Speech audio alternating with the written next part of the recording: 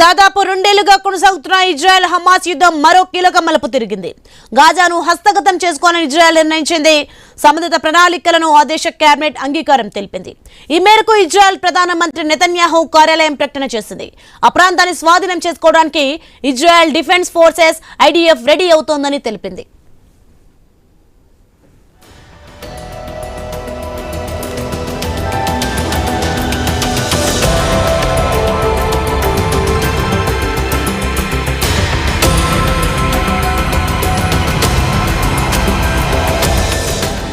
ఇక యుద్ధ భూమికి బయట ఉన్న ప్రజలను మానవతా సాయం అందించనున్నట్లు కూడా పీఎంఓ వెల్లడించింది. ఈ ప్రకటనకు ముందు ప్రధాని నెతన్యాహు కీలక వ్యాఖ్యలు చేశారు.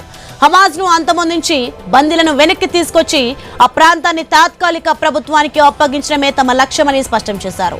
గాజాలో సుమారు 75% భూభాగం ఇప్పుడు ఐడిఎఫ్ ఆధీనంలోనే ఉంది.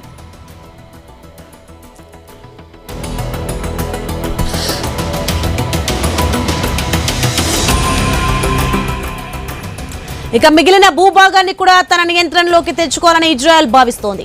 అయితే ఈ ఆలోచనను ఐడిఎఫ్ వ్యతిరేకిస్తున్నట్లు సమాచారం అందుతోంది. తాజా ప్రణాళిక వల్ల బందీల ప్రాణాలు ప్రమాదంలో పడతాయని ఆందోళన వెలుబుచ్చుతోంది.